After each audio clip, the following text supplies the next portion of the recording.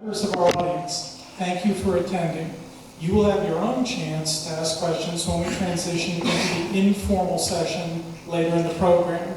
This is a hybrid forum where we have some questions of citywide interest to ask from our table, and then you individually will have your own opportunity to interact with the candidates and ask your more specific questions. We do ask that you not call out or interrupt the candidates, and we do reserve the right to restore time on the clock if something like that happens, but it's not going to happen. Okay, let's get started. I'll ask the timekeeper to please put 1 minute on the clock, and we'll begin our opening statements starting at the left-hand side with District 1. And for those who are not sure exactly on the layout, each district has certain candidates who are running against one another. It's not everyone up here running against each other. So in District 1 tonight, we have Mr. Ryan Gilliam. Mr. David Hutchison is not here tonight. So Mr. Gilliam, with 1 minute on the clock, please give us your opening statement.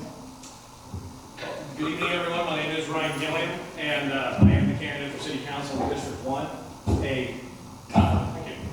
Quick background on me. I graduated Princess Anne High School. I grew up in Virginia Beach, married, have 3 lovely daughters, one at Virginia Tech, one at Tallwood, one at Indian Lakes.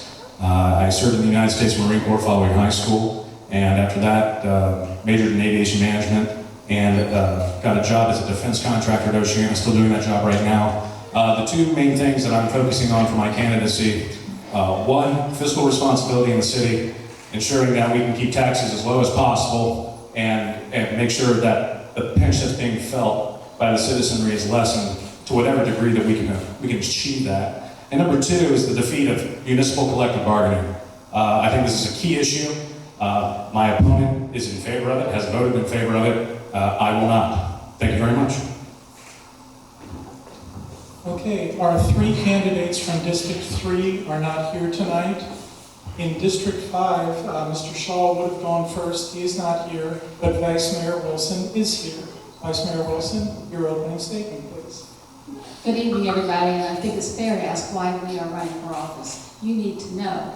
And our council has got, as of last year, 5 new people on the council, and this year there'll be 2 people who will not be returning. So in a 2-year period, you're going to have 7 new people on the council, and that's good, with good ideas. But you also need people who have been there, who knows how to get things done, and who knows and have a historic knowledge of what has happened with the city. And I'm one of those people. And my slogan is leadership that delivers, because I know how to get things done, and I give great constituent service. And not only do I look out for District 5, though, I have the overall view to make sure that everything in the city runs well, and does well, because when that happens, we all do well. Okay, thank you, Vice Mayor. In our District 7 race, Mr. Green is here to lead off with your opening statement. Thank you. Thank you, Black Caucus, for having this event. My name is Cash Green. As you know on the ballot, it would be Cal F. Cash in parentheses, Jackson-Green. The reason I'm running for office is very clear. District 7 needs to be represented. It is the forgotten district. I am a natural negotiator. It's what I do on my profession. It's what I do with my wife. It's what I do every single day. But it's diplomacy. So I'm going to bring energy, vitality, and I'm going to bring more jobs to District 7. I'm about business, and we need to get the job done. This is why I'm running for City Council, so that District 7 can have its voice. Thank you. Thank you. Mr. Green's opponent, Ms. Scott, is not here tonight. Now in District 8, we are blessed with all 4 candidates who are on the ballot. So we'll begin tonight with Mr. Connor, your opening statement. Hi, I'm Cody Connor. I'm running for District 8, as they just said. Reasons I'm running: I want to make Virginia Beach more connected, more affordable, more protected, more educated. Our people in our city deserve a better public transportation system that is very conducive to business, that increases economic activity. One of the problems with Virginia Beach is we're a very low densely populated city. Our businesses really like strategic density. It brings together businesses, consumers, and employees all in one area. That's how you also increase economic activity. I'm also a maintenance supervisor. I spent the last 10 years as a maintenance supervisor. I know housing, I know building, I know infrastructure intimately. At a time when one of our city's biggest challenges are building, housing, and infrastructure. So I think I'm very well suited to represent our city and to make some of those decisions, especially when it comes to housing and infrastructure. Thank you. Okay, thank you, sir. Mr. Cummings, you are next with the opening statement. Again, I would like to.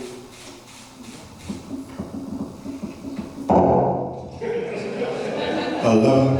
Time starts now. Okay. My name is Stacy Cummings, and I am running for City Council District 8. The reasons why I believe that I should receive your vote is, one, my background. I have a background that is unique to anyone else that's running, or maybe anyone else that's ever run for City Council. I come from a very modest background. My father was a plumber. My mother stayed home, raised 5 children.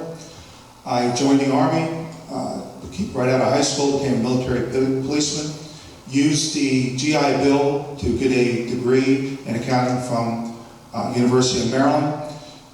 Got my CPA, went to work for Pricewaterhouse International Accounting Firm. I got into the car business and was one of the founding partners of Priority Automotive. There, we started with 2 small dealerships. We grew it to 19 dealerships. It's a $1.5 billion company. I know large business. I know how to write a budget, I know how to read a budget, I know how to rewrite a budget. I know where to find the fact. Thank you. Thank you, sir. Our next candidate from District 8 is Mr. Hines. Good evening, my name is Phil Hines. Nice to be, I guess, on home turf. I live right down the street in Thalia, and thank you for everyone for coming out tonight. My reasons for running are pretty simple, and one of them, I've been campaigning since January. Our city has an issue with too many people leaving the city. Whether it's seniors or young people, they're leaving, okay? We have a lack of economic opportunity. One of the big things I've been pushing for a long time now since I've been campaigning is those train tracks are supposed to be a bike trail from Newtown Road to the ocean front. That is job creation, that's housing affordability, that really unlocks the potential to a lot of the problems we have. Secondly, we've got an issue, our police force is hurting. We're down, I think, 7 or 8%, we're missing that on the streets. We spend too much time policing the ocean front and not enough time in our neighborhood. So I'm running to be a voice to the citizens, to really just get stuff done. I'm an outsider, and I think we can do it. Thank you. Okay, thank you, sir. Our final candidate in District 8 is Mr. Jones. First and foremost, thank you guys for putting on this event. My name is Leland Jones. I'm running for District 8, and the reason I'm running is because I'm 3 things primarily. I'm a family man, a small business owner, and a citizen here in Virginia Beach. And I know what it's like to be a small business owner. I know what it's like to be a family man and raise 3 little kids back home with my wife here in Virginia Beach. And I'm aiming to deliver on leadership that listens. It's time that we have people in City Council that can listen to the voices of our constituents, knock the doors and hear the pressing issues, and make real change. We're talking about tax relief, modernization of our schools. We need healthier travel and items that actually pertain to what our constituents want. The biggest thing is going to be fiscal responsibility so we can deliver on true tax relief and offer those options for our constituents. So I'm here, Leland Jones, leadership that listens, leadership that will lead, and at the end of the day, guys, leadership that will deliver. Vote Leland Jones, District 8. Thank you, candidates. We'll now move on to questions, starting with collective bargaining. Question number 1. Would it be in the best interest of the City of Virginia Beach to allow collective bargaining for city employees? We'll hear this first from candidates in District 5, since it's Vice Mayor Wilson. Thank you. I have always been a strong supporter of employees. My 4 years I spent on the school board, I always supported the teachers and the school staff. And the council, we've always made sure that we get the best raises and the best working conditions for the schools and for our own city workers. And 3 years ago, we went to the STEP plan, and we spent $36 million to create a STEP plan to help our employees, which had for years, a real problem with equity. And so I believe in our employees, and I believe in the work that they do for us. The collective bargaining is union, and I don't really think that our employees need to unionize. We work with our employees, we'll talk to our employees. I'm on the record for voting against collective bargaining, which is unionizing city workers, and it'll be the school division as well. And all the other cities around us are looking at us to find out what they should do with collective bargaining. Thank you. Next, District 7, Mr. Jackson Green. Thank you. This is a very complex issue, especially for the district I represent. And so I'm going to start like this. It is a knee-jerk reaction for me to say no to collective bargaining, which I have and have, until I said I have a district that in order for me to be the representative of my district, I need to do my due diligence. Now, by feeling, I'm going to tell you, when I talk to firefighters, I want whatever they want, and I want to give them whatever they want, because I care about the firefighters. So I realize that I can't have my emotions tied into collective bargaining. It has to be a fact-finding base. So we put together a task force to determine the feasibility of collective bargaining. And I intend to review all of those documents, talk to the department heads, talk to the employees to determine my answer on collective bargaining. For now, I'm doing research. Thank you. Our next is District 8, Mr. Cummings. Would you? Starting with you. Okay, I am opposed to collective bargaining. I believe in collaboration, not confrontation. When you bring in collective bargaining, it means unions. It means that the employees are going to have a whole different level of management. They're going to hire a union to represent them in their concerns. That's going to cost millions of dollars on the employee side. On the city side, it's going to mean a whole different level of management for the city.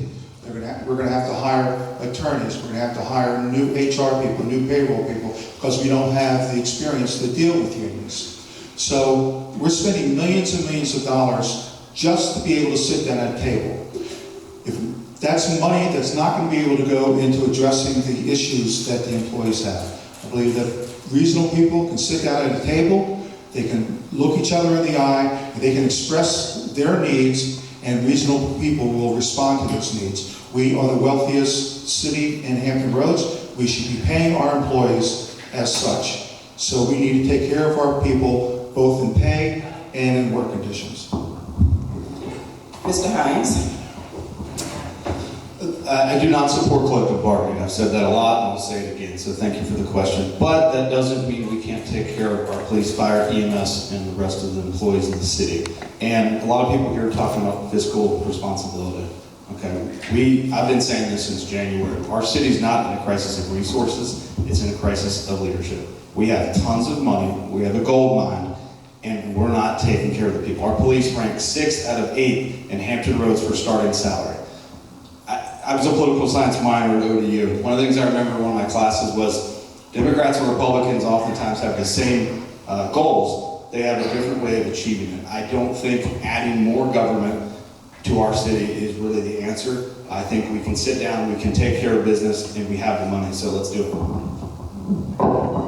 Mr. Jones, will be from you. So for collective bargaining, I do not think that that's the ultimate solution. I think we need to hear everybody's voices and vouch for fair wages and fair work environments. I grew up a Navy kid. Both my parents were naval aviators, and I got to see them both on the active duty side and on the government and civil side. And there's other alternatives that I think could be more effective, that we should inspire these new ideas. For example, the pay scales of the federal government and other municipalities follow like pay scales. And so mimicking something like that could ensure that not just our police and fire, which are vastly important and are there in our worst days, but also the guys that take out our trash and the citizens that are here for us, and all city workers can get that fair merit-based pay on all walks of life. So that's what I'm for. Again, I don't know if collective bargaining is the solution, but I know that there is one, and I'm, again, the leader that listens, and I'm here to listen to what the constituents want to see. Thank you. Thank you, Mr. Connor. Now, I'm going to be the only one here that stands up and says, yes, I do support collective bargaining. And I think Bill helped hit on the reason why our firefighters are paid, what was it said, 6 out of the 8 cities. When you have good leadership, yes,